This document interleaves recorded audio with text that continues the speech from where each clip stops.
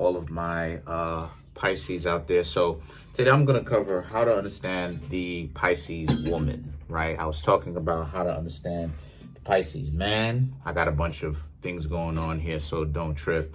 My dog's in here as well. You know, I love my dog, so that's just what it is. But how to understand the Pisces woman. The Pisces woman is just like the Pisces man in the sense that she is a lover, not a fighter for the most part. Obviously, with the water signs, as I said this before, don't play with games with their heart. With water signs, you pretty much just have to be very direct with them.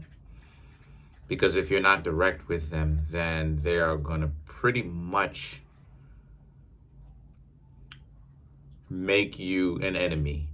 And it's not going to be very fun if they make you into an enemy. It can be it can become very disrespectful. You know what I'm saying? Like 2 out of the 3 water signs are Scorpio and Cancer. You know what I mean? Like that's pretty much enough said with that. But what else? The Pisces woman, she is the higher octave, or Pisces is the higher octave of Libra. That's correct. I actually have a Pisces ascendant, right? And an Aries moon. So it's that dance with the whole Libra thing, right? And the reason why it is, and I'm saying that, is because Pisces being the higher octave of Libra being the opposite zodiac sign of Aries. So it's that dance with Libra. It's that dance with love, right? But the Pisces woman very much so is a lover, not a fighter, okay? Now, not saying that she cannot be a fighter, because she most definitely can be.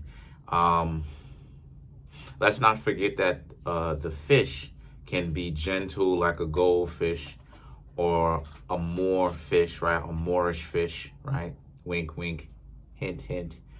But a fish is also a shark.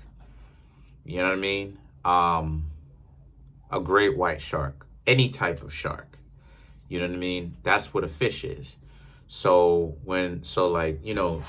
the Pisces woman very much so is kind of like the fishes swimming around from the Avatar, The Last Airbender, right? Where if you essentially get rid of this person, especially if she's bringing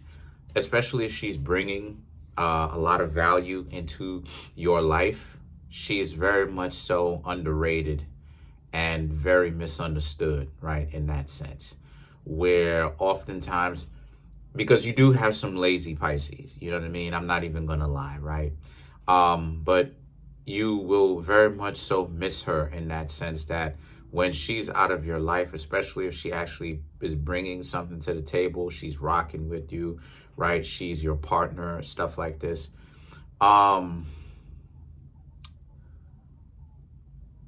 You're going to notice that. It's because my mom's a Pisces, my sister is a Pisces, okay? The zodiac signs, or I should say the elements that I meet the most of, as I've said this before, anybody who knows me, who's been rocking with me, they should already know the answer to that question. I know a lot of air signs, and I know water signs the most. Those are the 2 elements that I get the most. And why I say elements, not zodiac signs, is because I meet a lot of Cancers, I meet a lot of Pisces, I meet a lot of Scorpios, which is all 3 of the water signs. And same thing goes for air signs. I meet a lot of Aquarians. My father's an Aquarius. You know what I mean?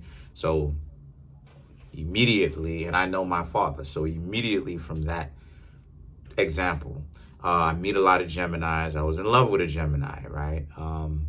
As well as an Aquarius, and I meet a lot of Libras, right? I was almost engaged to a Libra, so stuff like that, right? I told you I have a lot of experiences, so I'm qualified to talk about those experiences because I really have lived it. I'm not just talking out the side of my neck, but yeah, when this woman decides to leave your life, you're gonna know, especially if she's active. And the reason for that is because oftentimes she will be the one being very active, right? Now, I will say this about the Pisces woman. The Pisces woman, unfortunately, does sometimes, not often, but sometimes tend to attract men who are disappointments. Pisces, Virgo, Aquarius, Libra, Sagittarius, and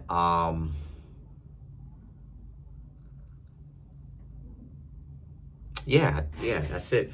They want the people whom they are intimate with in that relationship sense to be their partners. And oftentimes they can be very disappointed, right? Capricorn doesn't mind, Scorpio doesn't mind because of the control aspect. Cancer doesn't mind, Taurus, right? Taurus doesn't mind, Aries doesn't mind. They don't mind, right? Leo doesn't mind. And being the Pisces woman, the Pisces woman doesn't necessarily mind also. But the Pisces woman would want that, right? They would want a person who is successful. The problem is, a lot of times though, and this is just kind of a trade secret of the Pisces woman, wink, wink, hint, hint. They don't really like guys that are successful because they're scared of that type of stuff, right? They think that the Pisces woman tends to think that when they interact with men who are like Aries, right, warlike and ruthless, impeccable, and have a warrior spirit, right, but at the same time is not abusive to them or to other people, but doesn't necessarily have a problem with confrontation. A lot of those women are very much so afraid. Specifically, the Pisces is very much so vehemently, very adamantly, I should say that, very much so afraid of that. Okay, and the reason why I say that is because, like I said, the Pisces woman can most definitely be a soldier in the war, right? Like, the Romans don't invoke Aries when it comes to war, right? The Romans, and this is a fun fact I've never actually said on camera, I think, I could be wrong. I think I've said this, but I whatever, I'll expand on it. So the Romans never used to invoke Aries when they used to go to war. It would actually be Venus, which Pisces is exalted in Venus, right? So, and just as I said, Venus rules Taurus and Libra, and just as I said, Pisces is the higher octave of Libra. So there's that whole Piscean energy into it as well. Now, Pisces represents the 12th house.